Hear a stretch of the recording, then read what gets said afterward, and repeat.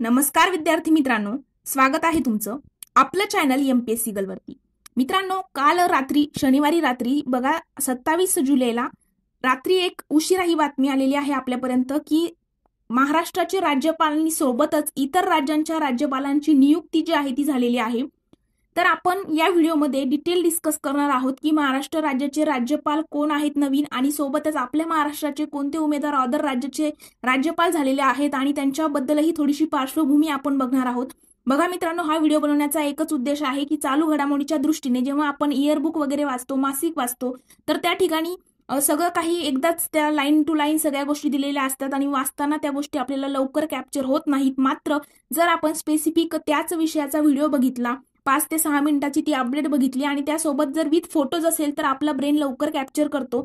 तर या ठिकाणी तुम्हाला प्रत्येक राज्य त्यासोबत राज्यपालांच्या फोटो सहित मी तुम्हाला या ठिकाणी सगळ्या राज्यांचे राज्यपाल डिस्कस करणार आहे, जेणेकरून तुम्हाला या व्हिडिओ नंतर जे आहे ही अपडेट विसरायला नको आणि परीक्षेमध्ये जर प्रश्न आला तर तुमच्याकडून लवकरात लवकर तो त्या ठिकाणी लगेच टॅकल झाला पाहिजे। तर मित्रांनो बघा, व्हिडिओ सुरू करण्यापूर्वी तुम्हाला राज्यपाल पदाचं कलम जे आहे ते कमेंट सेक्शन मध्ये सांगायचं आहे आणि त्यासोबतच हे सुद्धा सांगायचं आहे की 2 राज्यांकरिता एक राज्यपाल नियुक्त केला जाऊ शकतो का, ह्या 2 प्रश्नांची उत्तरं तुम्हाला कमेंट सेक्शन मध्ये द्यायचे आहेत। आता चला मित्रांनो, आपण व्हिडिओला सुरुवात करूया। पण जर तुम्ही आपल्या चॅनलवरती हा व्हिडिओ फर्स्ट टाइम बघत असाल तर आपलं चॅनल सबस्क्राईब करून बेल आयकॉनवर सुद्धा प्रेस करायचं आहे, जेणेकरून स्पर्धा परीक्षेविषयीच्या महत्त्वपूर्ण अपडेट आणि माहिती तुमच्यापर्यंत लवकरात लवकर पोहोचेल।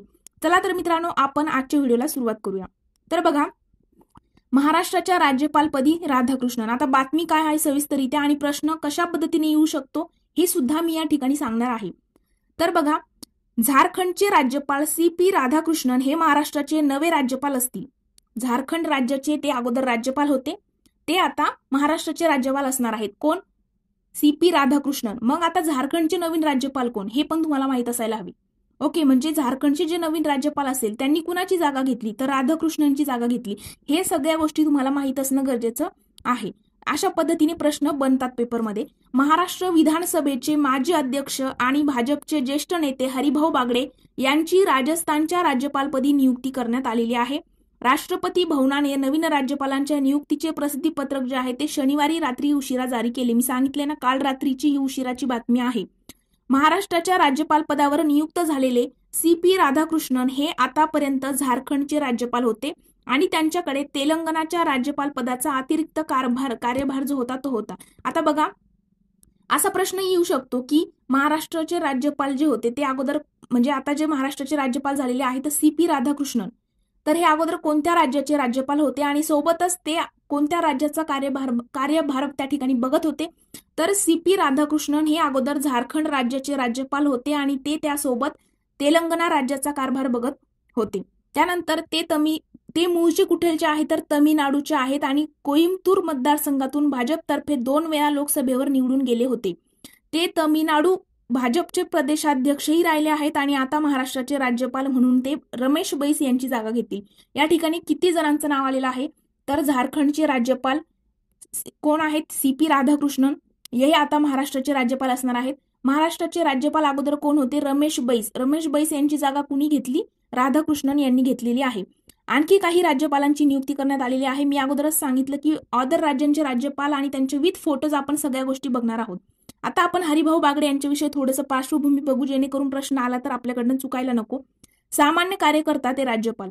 हरिभाऊ बागडे हे महाराष्ट्रातील भाजपचे दिग्गज आणि निष्ठावंत नेते 2014 ते 2019 या काळामध्ये ते महाराष्ट्र विधानसभेचे अध्यक्ष होते। ते छत्रपती संभाजीनगर जिल्ह्यातील फुलंब्री मतदारसंघाचे विद्यमान आमदार आहेत। कोणत्या?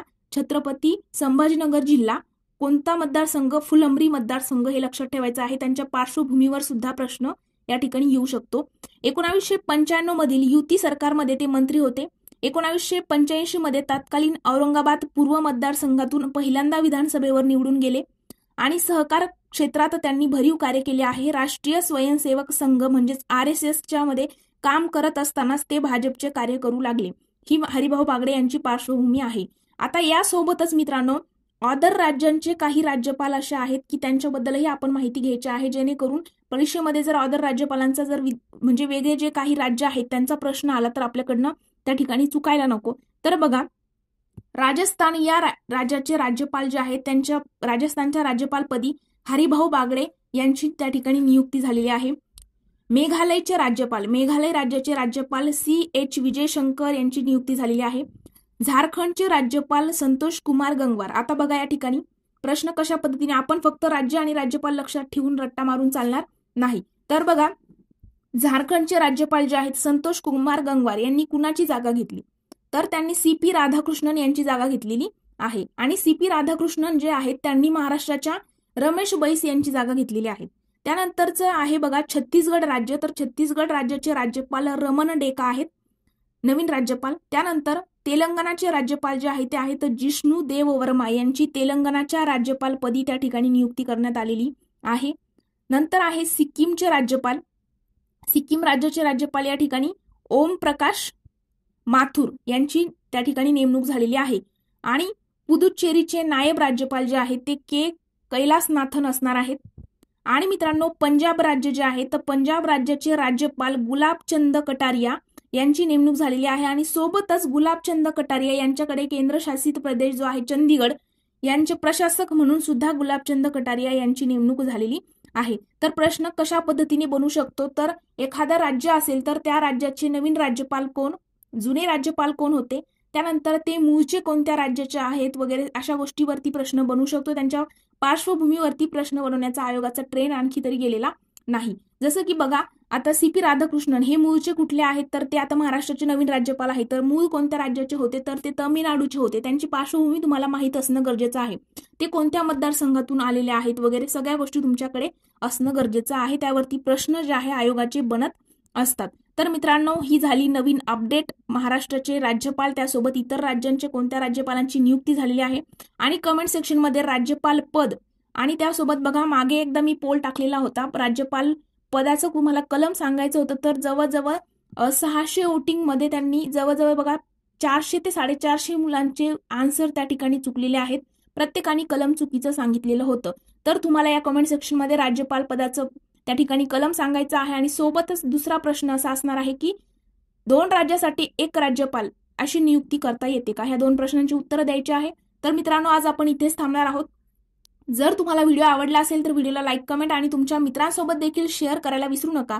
सोबतच तुम्हाला कोणत्याही प्रकारचा डाऊट असेल मित्रांनो, तर कमेंट सेक्शनमध्ये तर तुम्हाला प्रत्येकाला उत्तर मिळणारच आहे. पण सोबत आता आपण एक व्हॉट्सअपवरती आपला नवीन चॅनल जे आहे ते त्या ठिकाणी स्टार्ट केलेलं आहे. त्या ठिकाणी तुम्हाला अशाच नवनवीन अपडेट असतील, करंट अफेअरच्या वेगवेगळ्या PDF वगैरे असतील, सगळ्या गोष्टी, अभ्यासक्रम वगैरे त्याचे PDF सगळं काही आपल्या चॅनलवरती तुम्हाला व्हॉट्सअप चॅनलवरती मिळणार आहे. त्यामुळे आपल्या चॅनलच्या अबाउट सेक्शनमध्ये जाऊन तुम्हाला आपला व्हॉट्सअप चॅनलचा ग्रुप जो आहे तो जॉईन करायचा आहे. त्या ठिकाणी तुम्हाला प्रत्येकाला नवनवीन अपडेट वगैरे सगळ्या गोष्टी मिळणार आहेत. तर आज आपण इथेच थांबूया. जर व्हिडिओ आवडला असेल तर लाईक, कमेंट आणि मित्रांसोबत देखील शेअर करायला विसरू नका.